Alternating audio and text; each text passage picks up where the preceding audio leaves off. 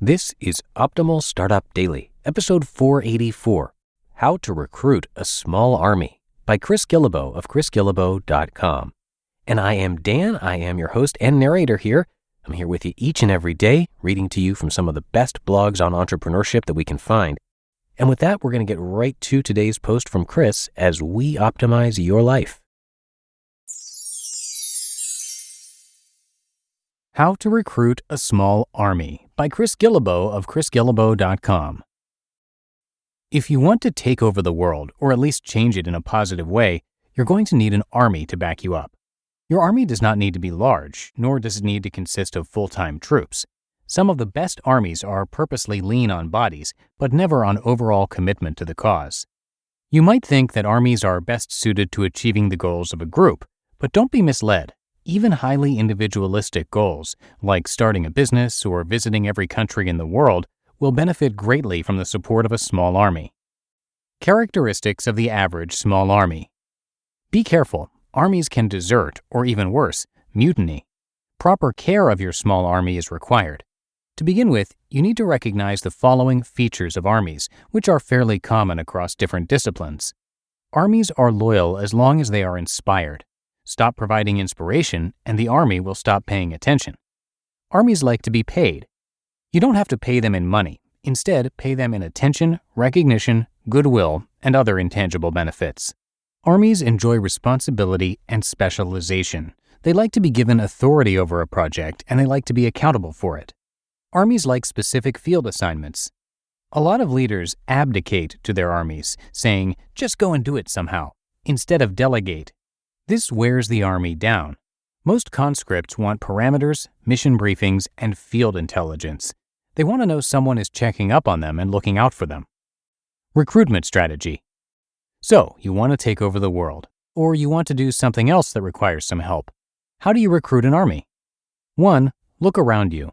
Your greatest supporters are the people closest to you. Before you do anything else, get their advice. 2. Ask for help. A remarkable thing happens when you ask for help. You learn where people stand. On the one hand, some friends that you expected to be there for you won't come forward. This can be disappointing, but on the other hand, you'll usually find new supporters who regularly go above and beyond your expectations. 3. Advertise. Put out your shingle. Announce your plans. Set up a sign-up list for people who will willingly help you take over the world. Don't worry about the ones who don't enlist. Focus on the ones who do. 4. Do something great and people will naturally follow. Give them a good reason and they'll go to the ends of the earth for you. What to do with your army? Once you have a small army, you need to put it to work. Armies want to do something, whether invading another country or helping with a coup in their own country. An army sitting around all the time isn't good for morale. So even if you get them out cleaning up after a hometown flood, at least you have them busy. Important note. Sending your army off to work does not mean sending them to do busy work or tasks that have no value. No one likes that, and there should be more than enough legitimate assignments for your team anyway. Social causes are good, but armies will work for businesses too. Every good retail or service business knows that a certain percentage of customers, usually about 2 to 4%, are hyper-loyal. These customers will buy absolutely every product you make. They don't even need to be sold. You just tell them where to go, and they do it. Customers like that have fully signed up for your Special Forces division. Take good care of them, and they'll stick with you for life. Real-world examples: university, cubicle, church, NGO. In academia, a strange paradox keeps many students and faculty in a hypertensive environment. Everyone is expected to think critically, but at the same time, everyone is under tremendous pressure to conform. Sadly, there are stronger norms among people who value free thinking than almost anywhere else. Do something truly different that breaks away from these norms, and others will flock to you in search of relief from the ordinary. In cubicle land, you can build a small army by making your primary goal to help others instead of making yourself look good. I don't mean in addition to, I mean instead of. Sure, you may not get ahead in the eyes of superiors, but you'll build your own brand that you can then take elsewhere. Whether they admit it or not, most knowledge workers have a large percentage of their work week that is relatively undefined. They can spend it reading every article on CNN.com, making themselves look good, or making others look good, and there's not much worth reading on CNN lately. In the average church, the committed volunteers will often do more work than the paid staff members. Most churches need some staff members, but the most productive churches use the paid staff to coordinate the army of volunteers. The church will rise or fall on the commitment of its volunteers. In the nonprofit world, you bring in a few business skills and the non-business folks will be amazed. People who save the world for a living are sometimes afraid of corporate systems, so you have to move in slowly. But when you produce great results, your army will line up outside the door. They'll look to you for the skills they don't have. You'll be a leader regardless of your title. Here's a few specific examples of real-world armies. Run 50 marathons. Traveling with a photographer and a dietitian, Sam Thompson ran 50 marathons in 50 states in 50 days. Along the way, he acquired a following of fellow running fanatics and other people who just thought he was pretty crazy in a good way. I'm one of them. A year and a half later, I'm still amazed at Sam's achievement.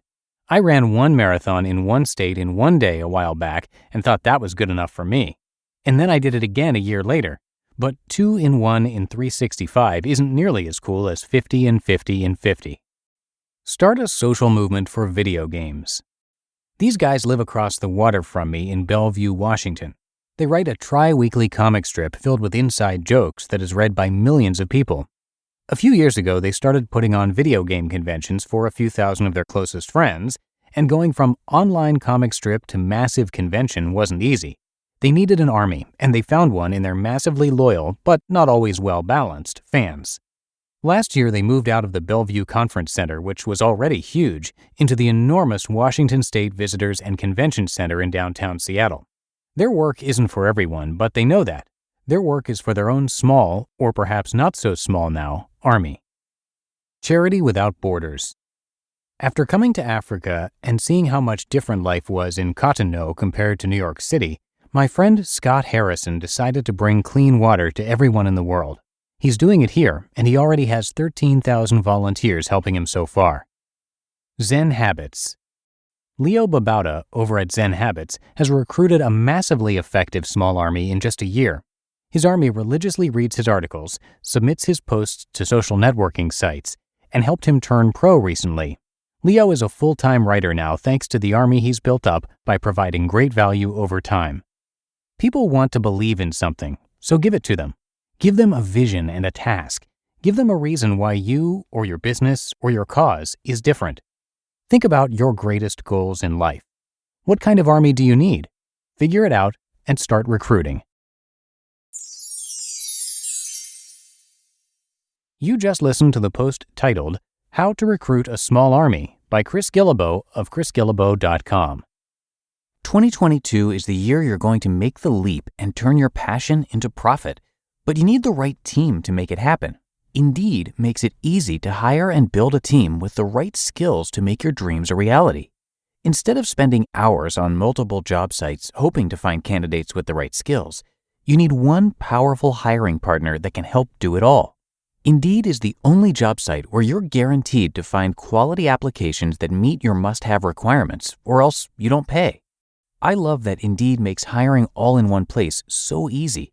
With Instant Match, over 90% of employers get quality candidates as soon as they sponsor their job post, according to Indeed data. Start hiring right now with a $75 sponsored job credit to upgrade your job post at Indeed.com/startup. Offer valid through March 31st. Go to Indeed.com/startup to claim your $75 credit before March 31st. Indeed.com/startup. Terms and conditions apply. Need to hire? You need Indeed. And a big thank you to Chris Guillebeau for letting us share his work. Chris is a New York Times best-selling author and modern-day explorer. During a lifetime of self-employment that included a 4-year commitment as a volunteer executive in West Africa, he visited every country in the world, that's 193 in total, before his 35th birthday, a huge feat. His first book, The Art of Nonconformity, was translated into more than 30 languages, and his second book, The $100 Startup, was a New York Times and Wall Street Journal bestseller, selling more than 700,000 copies worldwide. His newest book, The Money Tree, is all about finding the fortune in your own backyard.